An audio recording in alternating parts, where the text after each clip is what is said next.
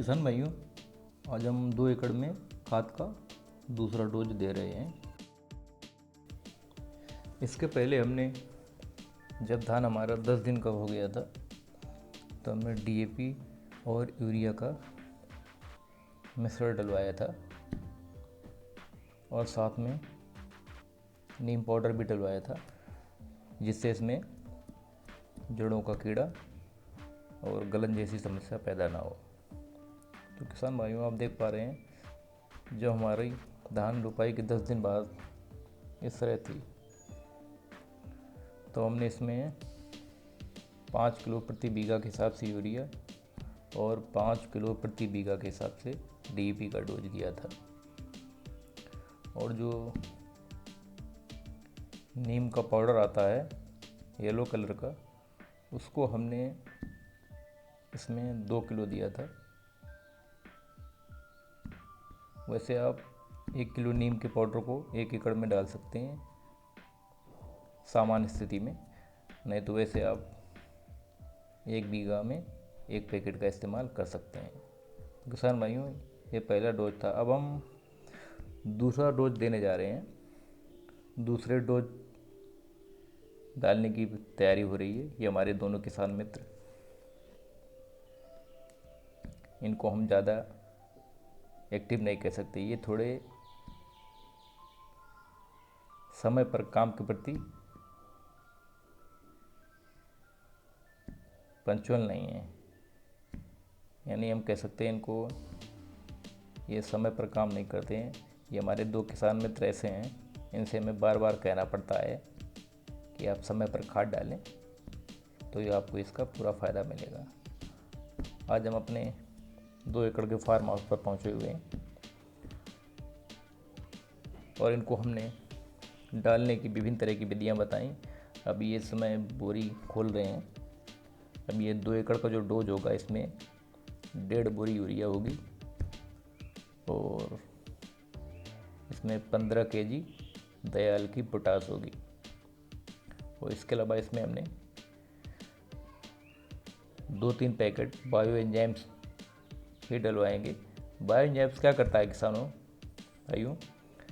Bio enzymes डालने से हमारे खेत में जितने भी फर्टिलाइज़र, खाद आदि जो हम डालते हैं, उसका अवशोषण करने की क्षमता को बढ़ा देता है। और जो पौधे हमारे खेत में उपस्थित होते हैं, उनकी क्रियाशीलता को भी बढ़ा देता है। जो हमारे खेत में अवशेष पड़े होते हैं, जो हम खाद डालते हैं, जो पूरी तरह पौधों को नहीं प्राप्त हो पाती है, तो बायो हार्मोन्स डालने से हमें यह फ़ायदा होता है कि जो हमारे खेत में अतिरिक्त खाद पड़ी हुई है, जो पौधों को उपलब्ध नहीं हो पाती है किसी कारणवश, तो वो भी उपलब्ध हो जाती है। यानी कि बायो हार्मोन्स डालने से हमारे खेतों में मृत अवस्था में पड़ी हुई खाद भी पौधों को प्राप्त होने लगती है धीमे धीमे, और आने वाले समय में 10 से 15 दिनों में हमें इसका रिजल्ट बहुत ही बेहतर तरीके से प्राप्त होता है। किसान भाइयों, आप इसमें देख पा रहे होंगे वीडियो में, हमारे दोनों किसान मित्र ये गोबर की सूखी खाद डाल रहे हैं। कई किसान भाई भ्रम में होंगे सूखी खाद क्यों इसमें डाल रहे हैं।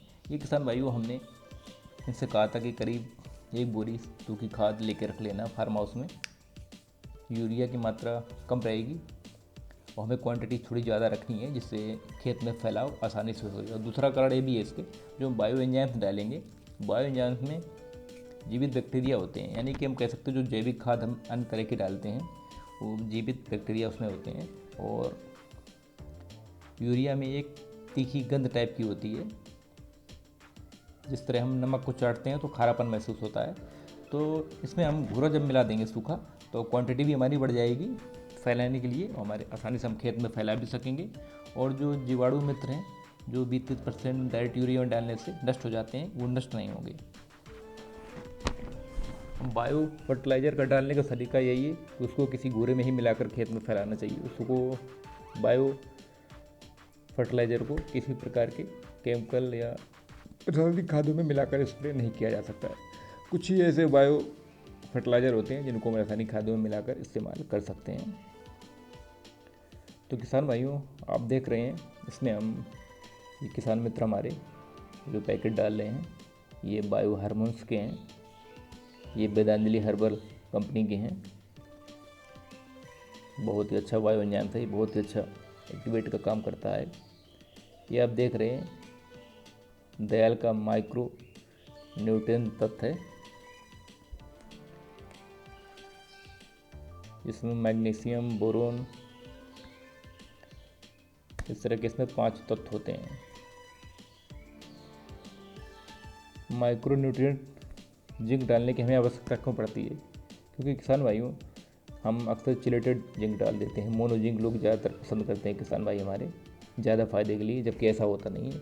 मोनो जिंक एक नई तकनीक पर आधारित बनी हुई एक जिंक है। इसको हम सिर्फ स्प्रे के माध्यम से ही कर सकते हैं। ये तत्कालिक रिजल्ट के लिए होता है। यदि हमारी धान पीली हो रही है, हमें तत्काल रिजल्ट चाहिए, तो हम इसका स्प्रे कर सकते हैं। 24 घंटे बाद हमारी धान पुनः सामान्य अवस्था में वापस आ जाती है।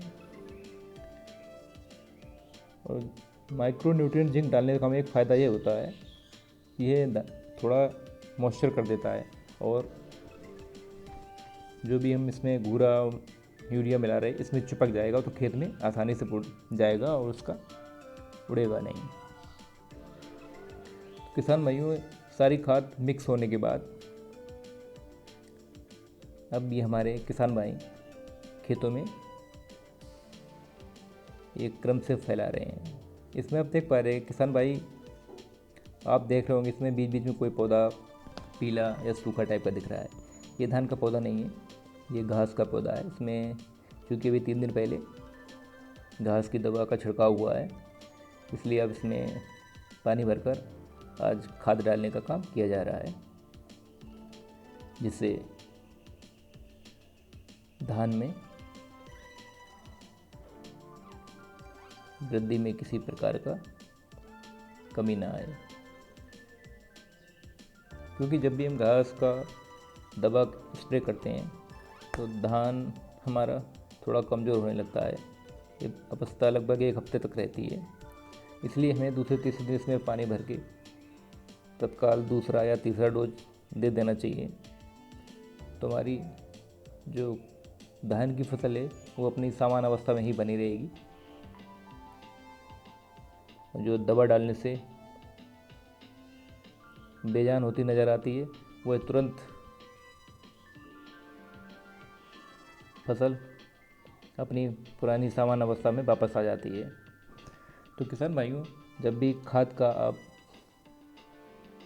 खेत में फैलाव करें तो एक समान खाद जानी चाहिए, और खाद डालते समय ये विशेष ध्यान रखें, पहला डोज पूरा पश्चिम होना चाहिए और दूसरा डोज उत्तर और दक्षिण होना चाहिए।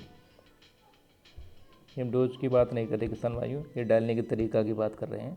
इससे हमारे खेत में समान रूप से पूरे खेत में बहुत ही आसानी से पूरी खाद फैल जाती है। और दूसरा डोज देने के बाद किसान भाइयों, हमें आपको ये भी ध्यान रखना है कि इसमें नमी 1 हफ्ते तक बनी रहे। खाद देने के बाद खेत सूखा नहीं रहना चाहिए। सूखा अगर रहेगा तो बाष्पन क्रिया के माध्यम से वो या लिंचिंग क्रिया के माध्यम से जो हम यूरिया डालते हैं वो सूर्य की रोशनी के माध्यम से वातावरण में अवशोषित हो जाएगा और पौधों को प्राप्त नहीं होगा। किसान भाइयों, हम इसमें जो भी नाइट्रोजन फर्टिलाइज़र डालते हैं उसको पूर्ण रूप से पौधों को अवशोषित कराने के लिए ही बायो एंजाइम्स बायो फर्टिलाइज़र का प्रयोग किया जाता है। कोई भी रासायनिक फर्टिलाइज़र ऐसा नहीं है जो यूरिया को पूरी तरह अवशोषित करने की क्षमता रखता हो। ये किसान भाई हमारे यूरिया का डोज बहुत ही अधिक देते हैं, जिससे उनकी फसल में कीड़े वगैरह ज़्यादा लगने लगते हैं और अन्य चीज़ें ज़्यादा नहीं डालते हैं। कई किसान भाई हमारे 10 से 15 से 20 किलो तक का प्रति बीघा का डोज दे देते हैं। ये हमारे फसलों के लिए फ़ायदेमंद नहीं, नुकसानदायक होता है। कीड़ों की समस्या यूरिया की अधिकता के कारण ही होता है। यदि हम यूरिया को सीमित मात्रा में डालें तो हमारे खेत में कभी किसी भी प्रकार का कीट का प्रकोप नहीं होगा। कीट के प्रकोप से बचने के लिए हमें यूरिया की मात्रा 25 से 30% कम कर देनी चाहिए और उसमें अन्य पदार्थ मिला देने चाहिए, जैसे बायो ह्यूमस मिला सकते हैं, बायो फर्टिलाइज़र मिला सकते हैं। जैविक का प्रयोग करें। आप 70% रासायनिक खेती के साथ 30% उसमें जैविक प्रोडक्ट मिलाएं, तो आपको पूरा 100% लाभ प्राप्त होगा। और ये ध्यान रखें, डीपी जब भी डालें तो आप डिंक ना डालें। पहला डोज देते समय किसान भाइयों आप 1 से 2 दिन के अंतर में सारी खादें दें तो आपको और भी बेहतर रिजल्ट मिलेगा। यदि आपको डीएपी डालनी है तो डीएपी आप डाल दें, उसके तीसरे दिन सिर्फ यूरिया डालें। ये पहले डोज की हम आपको बता रहे हैं। और जब भी दूसरा डोज डालें तो सिर्फ यूरिया रहेगी, तो यूरिया के साथ में आप सभी प्रोडक्ट एक साथ मिला सकते हैं। माइक्रोन्यूट्रिएंट जिंक डालने के बाद किसान भाइयों हमें सल्फर डालने की आवश्यकता नहीं होती है। हम अगर 2 पैकेट डाल लें तो 3 पैकेट डाल सकते हैं, उसमें सारी आवश्यक तत्व होते हैं, सल्फर भी होता है जिंक के साथ में, इसलिए हमें अलग से सल्फर डालने की आवश्यकता नहीं पड़ती है। तो किसान बंधु, यदि आपके पास या आपके नज़दीक सोसाइटी है तो सोसाइटी से सागरिका का पैकेट खरीद सकते हैं, उसको भी डाल सकते हैं। एक पैकेट का डोज 1 एकड़ होता है जो 10 kg का होता है, उसे भी डाल सकते हैं। सागरिका के भी बहुत अच्छे रिजल्ट हैं। अब तो किसान भाइयों एक तरल लिक्विड भी आ गया यूरिया का, नैनो यूरिया के रूप में। आगे आने वाले समय में आपको कम खर्चे में ज़्यादा उपलब्धता होगी।